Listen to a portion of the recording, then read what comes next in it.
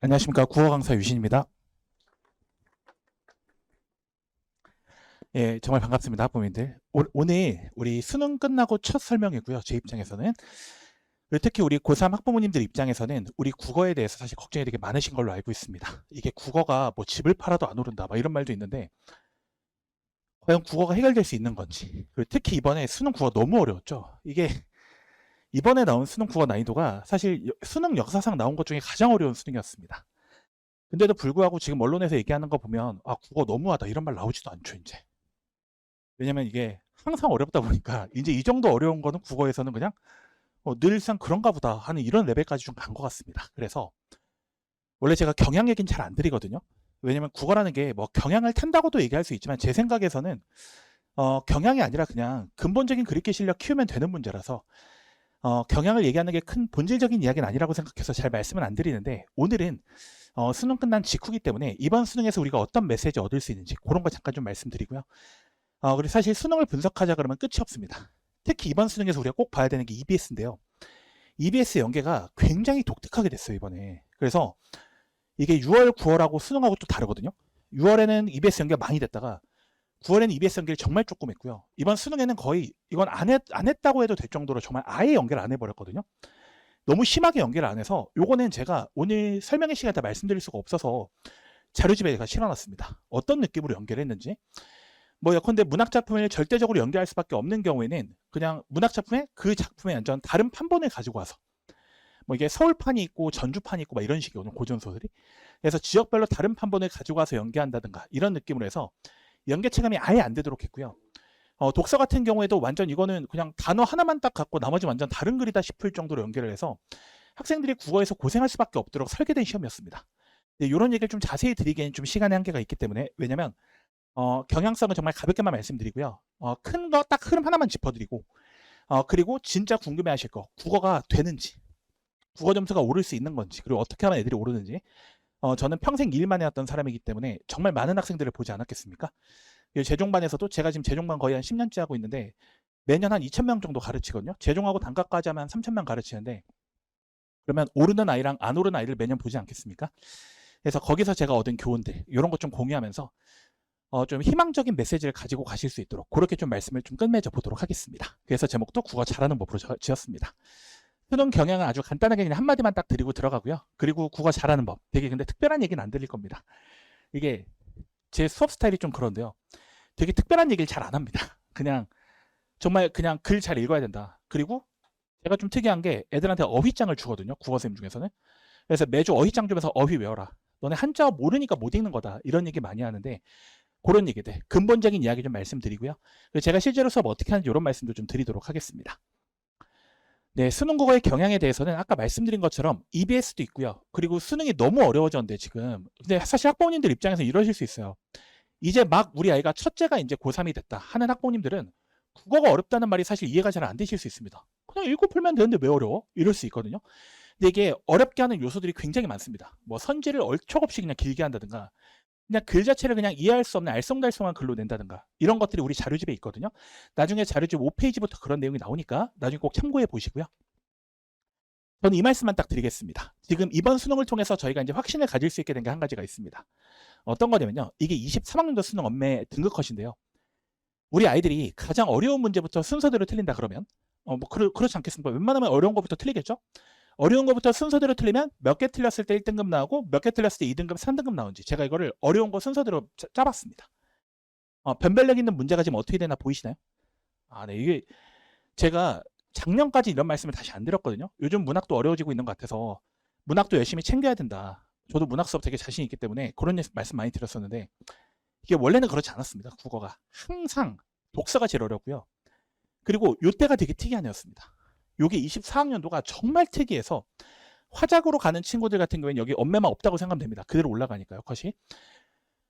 뭐 예컨대 여기는 수능이 얼마나 어려웠는지 지금 보면 한 10개 틀려도 1등급이죠? 아니네요. 6개 틀리면 1등급이네요. 6개까지는 틀려도 1등급이고요. 그 다음부터 7개부터는 2등급이고 이런 느낌인데, 일본 문학이 독서보다 어려웠습니다, 이때는. 이게 수능 역사상 처음 있었던 일이에요. 딱 이때 한 번 이랬고요. 자료집에 있습니다. 자료집 보시면 됩니다. 그리고 이건 작년 수능인데요. 작년 수능 보니까 어떻게 되나 보이시나요? 네, 이때부터 원래대로 돌아왔죠, 지금. 물론 문학이 예전보다는 어려워진 게 맞습니다. 예전보다는 문학이 변별력이 있는 건 맞지만 전체적으로 우리 아이들 당연히 지금 여기 와 계신 학부모님들 입장에서는 우리 아이 2등급 맞춰서 대학 보내실 생각 없으신 걸로 알고 있어요. 당연히 우리 아이가 목표하는 거 1등급일 텐데 안정적인 1등급 위해서는 문학 가지고는 안 된다. 네. 특히 이번 수능이 정말 어려웠잖아요. 어떻게 어려웠나 이걸 좀 보시면 딱 느낌이 오지 않으십니까? 문법 정말 어려웠고요. 그래서 저는 학생들이 와서 저한테 선생님 저 문법 할까요? 화작 할까요? 이러면 저는 그냥 화작하라고 합니다. 왜냐면 선생님 그래도 엄매해야 화작하면 점수 손해보고 이런 거 있잖아. 아니 그럴 거면 사탐론은 왜 하냐고. 아니 사탐하고 이런 친구들이 왜 화작을 안 하는지 모르겠어요. 엄매가 지금 상당히 어렵습니다. 의대 갈 친구들은 엄매를 무조건 해야 되지만 그렇지 않은 경우엔 굳이 엄매를 막 억지로 할 필요는 없고요. 전혀. 그리고 지금 이번 수능이 정말 어려웠는데 이거 등급컷 보시면 아시겠지만 이게 좀 심각합니다. 이게 지금. 제가 좀 거칠게 말씀드리면 이번 수능에서 문학에서 1개 이상 혹은 2개 이상 틀린 아이들은 국어 실력이 그냥 3등급 이하인 겁니다. 물론 이걸 함부로 일반화할 수 있는 일은 아니지만 보통 제 경험상 아이들한테 좀 가르치면 보통 파이널 때 한 몇 주만 딱 수업을 해봐도 문학 이렇게 나오는구나. 왜냐면 문학이라는 게 사람마다 다 감상하는 포인트가 다르고 마인드가 다르기 때문에 이게 막 깊이 있게 들어갈 수가 없거든요. 정말 유치한 말장난으로만 나옵니다. 문학이라는 게. 그냥 보기에서 감상 기준 주고 이 기준에서 어긋난 거 찾아라. 이런 식으로 주기 때문에 그냥 독해력 문제거든요. 문학은. 왜냐면 정말 나의 순수한 감상을 가지고 객관식 시험이 물어볼 수 없기 때문에요. 그래서 그 규칙만 딱 알고 나면 문학은 해결이 됩니다. 그래서 실제 정답률이 이렇게 나오는 거예요. 아까 문학이 정말 어려웠던 24학년도를 제외하고는 문학 가지고 1등급 변별이 안 되고 있는 거 방금 확인하셨죠. 그래서 그런 겁니다. 1등급 아이들은 지금 특히 우리가 재수생들이 지금 거의 전체 학생의 30%가 되고 있는 상황에서 수능에 대한 정교한 훈련이 되어 있는 아이들은 변별하려면 독서밖에 없습니다. 그냥 듣도 보도 못한 어려운 글 가지고 와서 너 칸트가 누군지 아니? 연력학에 대해서 이야기해볼까? 이번 수능이 그런 식으로 나왔거든요. 그러니까 애들이 다 죽은 법이 너무 힘들어서 너무 어려워서 그러니까 이런 식으로 자꾸 나오니까 우리 아이들이 변별이 되는 겁니다. 지금. 그래서 제가 수능 경향성에 대해서 사실 드릴 말씀이 정말 많은데요. 시간상 요거 딱 한마디만 말씀드리면 될 것 같아요. 이게 제가 작년까지도 이렇게 말씀 안 드렸는데 24학년도가 이상한 해였던 겁니다. 물론 그렇기 때문에 또 그럴 수 있기 때문에 당연히 문학도 신경 써야겠지만 기본적으로 우리 아이가 안정적인 1등급을 목표로 하는 아이라 그러면 독서 위주로 커리를 짜셔야 돼요. 독서 위주로 커리를 짜야 됩니다. 우리 아이가 만약에 우리가 2등급만 나오면 된다. 2등급만 나오면 되고 2등급 턱걸이만 하면 된다. 최저를 맞추면 되니까. 그런 친구들은 문학 위주로 가도 상관없습니다. 왜냐면 문학 다 맞고 그리고 나서 독서 운 좋게 몇 개 맞으면 그래도 2등급 찍을 수 있으니까요. 근데 그것도 되게 안정적인 길이라고 저는 생각하진 않아요. 보시다시피 그죠? 그래서 이걸 독서 중심으로 커리를 짜서 가셔야 고점을 찍더라도 훨씬 더 높게 찍을 수 있고 그리고 1등급 100점을 목표로 해야 사실 1등급도 안정적으로 찍지 않겠습니까? 그래서 이런 점에서 이 커리 짜실 때 이걸 좀 주의하셨으면 좋겠다. 주의하셨으면 좋겠다. 그런 생각했으면 좋겠습니다. 네, 당연히 함부로 이걸 예단할 수는 없습니다. 6구에 나오는 걸 또 봐야 되니까요. 하지만 이것은 항상 바뀐 적이 없습니다. 안정적인 1등급 받는 학생들은 보통 독서를 열심히 한 애들이 1등급이 나옵니다. 이건 좀 알고 계시면 좋겠다. 그래서 이거 다 시간이 없어서 너무 드리고 싶은 말씀 많은데 어떻게 시험 문제가 어려워지는지 그리고 EBS 연계가 어떻게 달라지고 있는지 직접 확인하실 수 있게 제가 올해 EBS하고 올해 수능에 나왔던 지문을 같이 1대1로 비교하실 수 있게 제가 자료집에 실어놨습니다. 딱 보시면 이런 느낌으로 연계하는구나가 보이시거든요. 그리고 연계 느낌이 거의 안 납니다. 제일 많이 연계된 게 그 범 내려온다 그 대목이 나왔거든요. 수능가에서. 그거 딱 하나가 연계 느낌이 나고 나머지는 연계 느낌이 아예 안 나고요. 특히 독서는 연계를 거의 안 했어요. 제가 사실 이게 6구에서부터 벌써 보였어가지고 파이널 때 이제 저한테 학생 보내주셨던 분들은 알고 계실 텐데 제가 원래 재작년까지는 수능 직전에 계속 EBS 독서 지문들을 가지고 수업을 했거든요. 왜냐면 비슷한 소재와 비슷한 어휘들을 내가 알고 있으면 그렇게 수월해지니까. 근데 올해 6구부터는 연계를 거의 안 하더라고요. 수능 때도 그럴 것 같아서 올해는 그냥 기출했습니다. 근데 진짜 이렇게 된 거예요. 지금 연계가 거의 안 됐습니다. 자, 그리고 두 번째로 경향성에 대해서는 요거 한마디 딱 독서 위주로 커리 잡아야 안정적 1등급 받을 수 있다. 그리고 만약에 우리 아이가 1등급 목표가 아니고 안정적인 2등급 혹은 3등급만 나와도 된다면 사실 문학 위주로 가도 상관없습니다. 근데 그걸 목표로 하시는 분들이 아닌 걸 제가 알고 있기 때문에 이렇게 말씀드리는 거 실수하지 않으시길 말씀드리는 거고요. 그리고 국어를 잘하는 법 사실 이게 제일 궁금하지 않겠습니까? 요거 좀 말씀드리겠습니다. 국어를 잘하기 위해서는 어떻게 해야 되냐? 제가 봤을 때는 딱 이 두 가지가 중요합니다. 너무너무 당연한 이야기, 심심한 이야기인데요. 제가 강사로서 솔직히 되게 자극적이고 신박한 이야기를 하면서 요거 하나만 하면 다 해결됩니다. 막 무슨 절대반지처럼 이렇게 말씀드리면 너무 좋겠지만 이미 어머님 아버님들 다 알고 계시다시피 국어는 왕도가 없습니다. 아니 왕도만 있습니다. 특별한 비법이 있는 것이 아니라 그냥 글 잘 읽으면 됩니다. 정말 글을 잘 읽으면 됩니다. 그래서 내가 우리 아이들이 공부할 때 가장 실수하는 게 뭐냐면요. 국어 문제를 풀 때 문제를 풀고 나서 채점을 하지 않습니까? 그럼 틀리면 뒤에 가서 정답 해설을 확인하면서 3문단 세 번째 줄에 이런 문장이 써 있었는데 내가 이걸 이해를 못해서 못 풀었구나. 그리고 뭐라고 밑에다 오답 정리를 하냐면 다음부터 꼼꼼하게 읽자. 이렇게 피드백을 하고 넘어갑니다. 사실 그러니까 국어가 안 느는 거거든요. 그런 식으로 해서 기출 정리를 계속 백날 첫날 해봤자 그냥 기출 문제가 외워지는 거지. 이 문제의 정답 근거는 이 문단에 있었다, 4문단에 있었다. 이게 그냥 위치가 외워지는 거지 실력이 느는 건 아닙니다. 진짜 국어 실력이 늘려면 내가 1문단 읽을 때부터 이런 생각하면서 읽었어야 되는데 이게 지금 철학글이니까 철학글 읽을 때는 1문단에서 학자를 이렇게 나올 때 이거 좀 생각하면서 읽었어야 되는데 비교하고 있을 때 어떤 느낌으로 비교축 잡으면서 읽었어야 되는데 이런 거를 태도를 좀 잡고 가야 되거든요. 근데 그거를 못 잡으니까 힘든 겁니다. 그래서 제가 학생들한테 주는 해설지가 제가 해설지가 굉장히 좋기로 유명한 강사인데 제가 애들한테 써준 해설지는 사실 문제 해설은 거의 없습니다.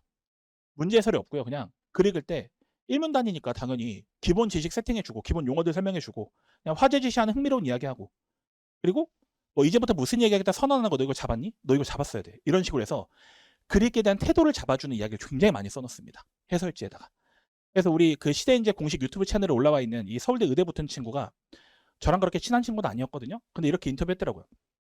이 친구 제가 알거든요. 이 태성 5반에서 수업 들었던 친구인데 재종반에 이 친구 서울대 의대 붙은 애니까 얼마나 국어를 잘했겠어요? 근데 이 친구 인터뷰하는 거 보고 저는 솔직히 깜짝 놀랐습니다. 왜냐면 이 친구 이렇게 얘기를 하더라고요. 자기한테 독해 능력에 문제가 있다는 걸 깨달았대요. 이게 말이 안 되는 게 이 친구 원래 1등급이었거든요. 근데 세상 이렇게 겸손할 수가 없는 겁니다. 그래도 글 읽기 안에서는 나보다 유신쌤이 전 직업이 이거니까 저 선생이 더 잘 읽으니까 저 선생이 읽으라는 방향대로 읽어보자. 이렇게 접근하니까 약간 완전 달라진 겁니다. 같은 애 역시 대학 붙었던 연대의대 붙은 친구도 이게 딱 그 과거 출신들의 딱 독해를 보여주는 거거든요. 이게 과거 아이들이 보통 어떻게 공부를 하냐면요. 특히 우리 오늘 오신 분들 중에서도 우리 아이가 수학, 과학은 정말 잘하는데 국어만 못한다 하는 분들 분명히 있을 겁니다. 그런 친구들이 사실 제 전문 분야긴 합니다. 그런 친구들이 왜 국어를 못하냐면요. 머리가 좋다 보니까 그냥 다 외워버립니다. 외우면 다 되는 줄 알아요, 사실. 근데 안타깝게도 본문에 써있는 문장을 그냥 암기식으로 물어본다 그러면 틀릴 사람이 없습니다. 왜요? 눈알 굴리면 다 보이니까요. 그렇게 물어보지 않거든요. 읽으면서 계속 생각을 유도하고 있고 그래서 너 이거 생각하면서 읽어야 되는데 유도할 때 그걸 반응하면서 읽어야 되거든요. 그래서 그런 걸 좀 많이 찾을 수 있도록 이런 것들을 많이 가이딩을 해주고 있습니다. 글을 어떻게 읽어야 되는지 1문단에서 무슨 생각해야 되고 2문단에서 무슨 생각해야 되고 이런 얘기를 많이 해서 특히 제가 해설지 이런 걸 쓰거든요. 문학이나 독서나 문학도 똑같거든요. 문제 해설을 자세히 써주는 게 아니라 이 선택지에서 너 이렇게 써야 된다 이런 걸 써놓는 게 아니라 너 글 읽을 때 이렇게 읽었어야 된다. 근데 만약에 제가 거기다가 글 읽을 때 이 글 읽을 땐 이렇게 읽었어야 된다. 이 글 읽을 땐 이렇게 읽었어야 된다. 이런 식으로 써놓으면 애들이 제 말을 믿지 않겠죠. 항상 글을 이렇게 읽는 게 맞다. 정석적으로 이렇게 읽어야 된다. 라는 걸 알려주고 그대로 읽었는지 계속 피드백할 수 있게 알려줍니다. 그래서 이런 거에서 애들이 겸손하게 접근하니까 사실 저는 점수가 많이 올랐다고 생각하고요. 제가 매년 학생들한테 성적이 좀 오르면 너희들 후배들을 위해서 너희 공부했던 스토리를 나한테 좀 써서 보내줘라. 그럼 내가 교재 후면에 실어서 애들 좀 도움되게 해주겠다. 너희 후배들이 도움받을 수 있으니까 치킨 한 마리씩 보내줄게 보내줘라 했거든요. 사실 그 학생들이 점수 오른 후기를 써주는 게 막 제가 알기로는 대치동에 있는 이제 일부 쌤들은 알고 있는데 저는 그냥 교촌 치킨 한 마리 보내주거든요. 근데 매년 120개씩 들어옵니다. 매년 120개씩 들어와서 매주 학생들 성적 향상 수기를 매주 한 3개씩 넣어주거든요. 교재에다가.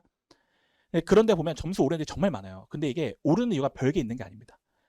애들이 겸손해서 그런 거예요. 제가 수업 시간 첫 시간부터 너무 강조하는 게 이거거든요. 우리 시대인재 재종반 학생들 보면 얼마나 공부를 잘하겠습니까? 그리고 시대인재 재종반은 재수생보다 삼생이 더 많거든요.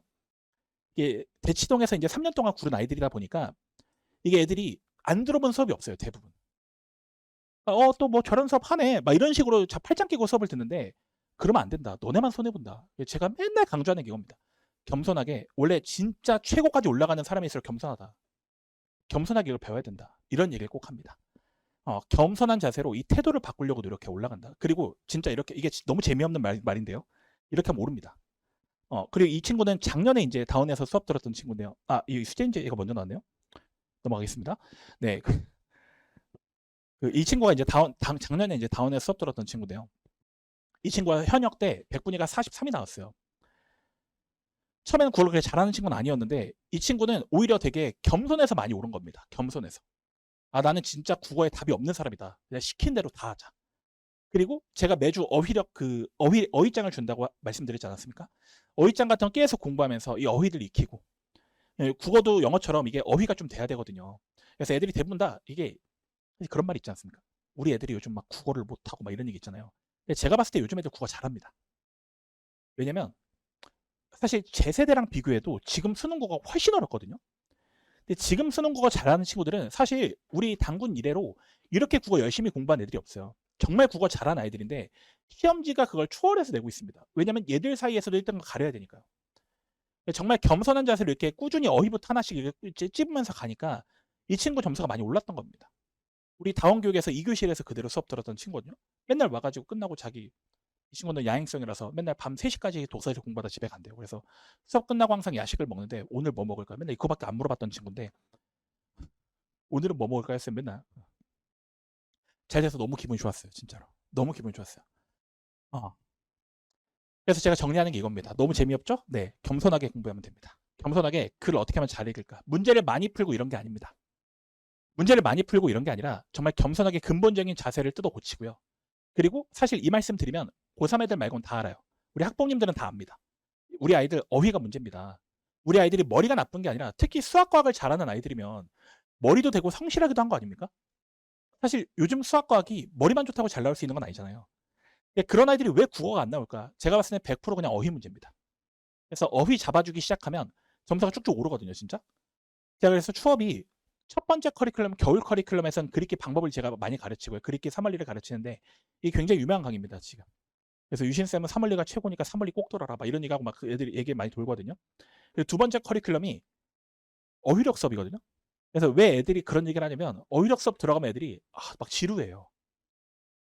지루해요. 왜냐면 애들은 이거 어휘 알아야 된다. 이런 얘기하면 저거 뭐 나올 것 같지도 않고 모르겠는데 저걸 왜 외워야 되지? 막 이렇게 생각하거든요. 그게 아닙니다. 이때까지 열심히 버틴 애들이 다 오릅니다. 애들이 부족한 게 이거거든요. 배울 땐 재미가 없어도. 그런 겁니다. 그래서 제 수업할 때 보통 이렇게 수업하고 되게 귀엽죠? 네, 이렇게 수업하고요. 그래서 보통 수업할 때 이렇게 이렇게 기출 수업 이런 식으로 진행하고요. 제가 특별히 좀 다르게 수업하는 게 있다 그러면 고전 문학 수업할 때 고전 어휘를 싹 다 정리해 줍니다. 사군자가 나올 때는 어떤 의미로 쓰이는지. 왜냐면 양반들이 뭐 대나무가 시에 나온다 그러면 양반들은 대나무 나오면 딱 충신 이런 느낌이 있지 않습니까? 그럼 기본적인 어휘부터 다 가르치고요. 예컨대 이거는 재작년 수업인데요. 재작년 EBS에서 수용구 그래프가 굉장히 어렵게 나왔습니다. 글이. 제가 수용구 그래프 진짜로 공부해서 딱 국어 수준에서 나올 수 있는 한에서 제가 원론까지는 다 가르칩니다. 이거를. 그래서 이게 제가 좀 과한 게 아니고요. 시험이 과합니다. 근데 우리 아이들이 이런 거 갑자기 나와서 망하면 안 되지 않습니까? 이번에 칸트는 비연계였어요. 칸트가 제일 어려웠는데 칸트가 만약 EBS에 있었으면 저는 칸트 수업했을 겁니다. 애들한테. 칸트에서 이런 것들 나올 수 있으니까, 그리고 칸트의 성향이 이러니까 모르는 단어 나와도 이런 느낌을 읽으면 된다. 이런 거 알려줬을 것 같아요. 그래서 이런 거 매년 수업을 하거든요. 올해부터는 좀 EBS 연계 많이 안 돼서 사실 이런 수업은 사실 이게 왜 재작년 수업을 제가 넣어놓은 거냐면요. 작년부터는 EBS 연계 많이 안 됐기 때문에 올해죠. 올해부터는 EBS 연계 많이 안 됐기 때문에 올해는 이런 수업을 안 했습니다. 근데 만약에 우리 내년에 나오는 6구에 만약 이런 게 나온다 그러면 이런 느낌으로 수업을 좀 진행해 보도록 하겠습니다. 이거 매주 제가 드리는 그런 그 문자고요. 그리고 학부모님 밴들도 있습니다. 밴드에다가 매주 무슨 수업 했는지, 애들 과제 뭐 줬는지, 요맘때 무슨 생각해야 되는지 이런 것들 다 문자로 넣어드립니다. 과제는 보통 이 정도로 나가는데 일주일에 하루에 1시간 정도 분량으로 공부할 수 있게 항상 주는데요. 여기다가 저희가 뭘 주냐면 제가 과제를 다 쪼개가지고 한 120개 정도 과제 세트를 만들어 놨거든요. 그래서 애들이 와서 저희가 전담 TA 제도가 있어요. 그래서 전담 TA가 애 과제 검사하면서 애들이 좀 익숙해지면 거기다가 막 요청사항도 적고 이러거든요. 선생님 저는 철학지문 너무 어려워요. 이러면 철학지문 과제를 따로 끼워서 줍니다. 추가 과제로. 그런 식으로. 그런 식으로 저희가 전담으로 관리하는 시스템이 있고요. 아까 그리고 제가 말씀드렸던 제 해설지입니다. 이게 첫 시간 수업했던 지문 해설지인데요. 1문단 해설이 요만큼 들어있고 2문단 해설이 그 다음에 요만큼 들어있는 겁니다. 요렇게 해설들이 되게 자세히 들어있습니다. 그래서 제가 수업을 좀 어렵게 하는 편이에요. 왜냐면 지금 시험이 어렵기 때문에. 저는 학생들 100점 맞게 하는 게 목표지 어설프게 2등급, 1등급 겨우 턱걸이 한다 이런 걸 목표로 수업하는 사람이 아니기 때문에 좀 어려운 편입니다. 근데 아까도 보셨다시피 제 수업에 들어와 있는 4등급 학생들 되게 많거든요. 이게 4등급, 5등급이 내가 1등급 나오니까 진짜 감동을 해가지고 막 그런 후기를 보내주는 거거든요. 제가 뭘 안 해줘도. 그러니까 그런 아이들이 왜 점수가 오를 수 있냐면 이런 해설이 자세하게 들어있어서 그런 겁니다. 이런 것들 통해서 애들 얼마든지 노력하면 따라올 수 있게 자료를 만들고 있고요.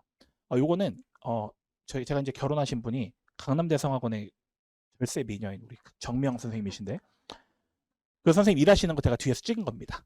네, 그래서 예컨대 올해 EBS에 김수영의 만약에 파박가에서가 있다. 그럼 파박가에서에 대한 최근 논문들을 싹 다 공부를 하세요.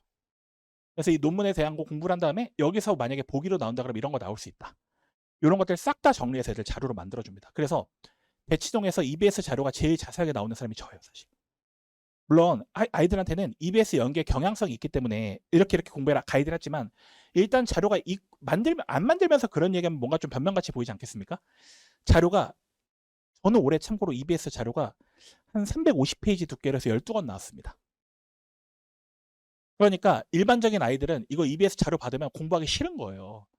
근데 정말 성실하고 의지가 있고 절박한 아이들, 그런 아이들은 이게 정말 좋은 자료로 저희가 박사님들 4분 섭외해서 현대소설, 현대시, 고전소설, 고전시 박사님 4분씩 각각 모셔가지고 전공하신 분들 이렇게 해서 다 논문 공부해서 만들거든요, 자료를.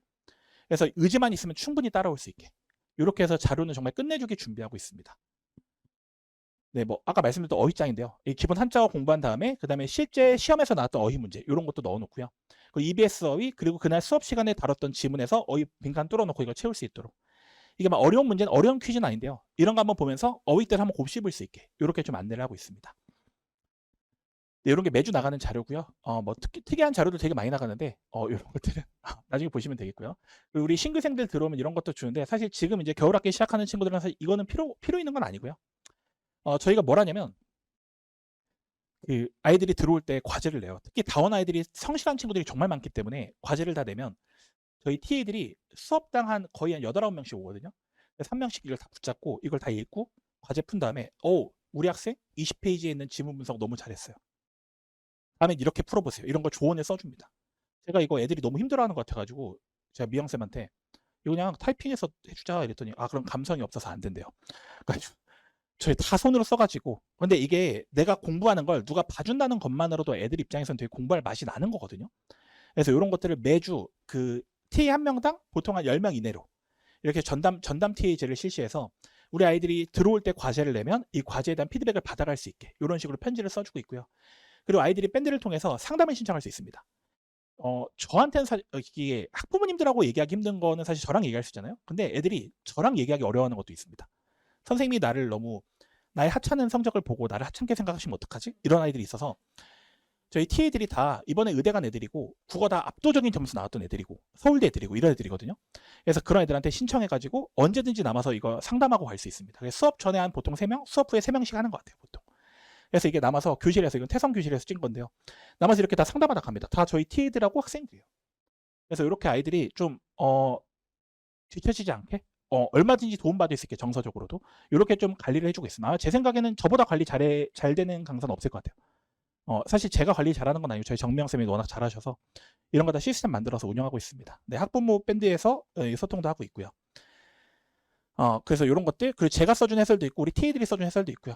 그리고 우리 아이들한테 계속 읽을 거리들 이렇게 저도 애들한테 막 칼럼 같은 거 써서 주고 있고요. 그래서 애들 많이 느낄 수 있게 이런 식으로 해서 커리큘럼 운영하고 있습니다. 뭐 이거 말고도 저희 아이들이 정말 기적적으로 점수가 오른 아이들이 정말 많거든요.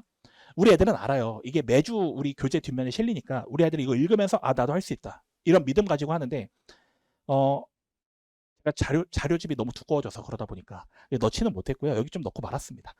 특히 이게 점수가 이렇게 많이 오른 친구들이 있거든요. 특히 고3인데 얘가 이번 시험에서 90점 맞은 거면 진짜 기적적인 점수예요. 제가 봤을 때 이번 시험에서 수능 국어 100점 맞은 학생이 제 생각에 전국에 20명 안 될 것 같거든요.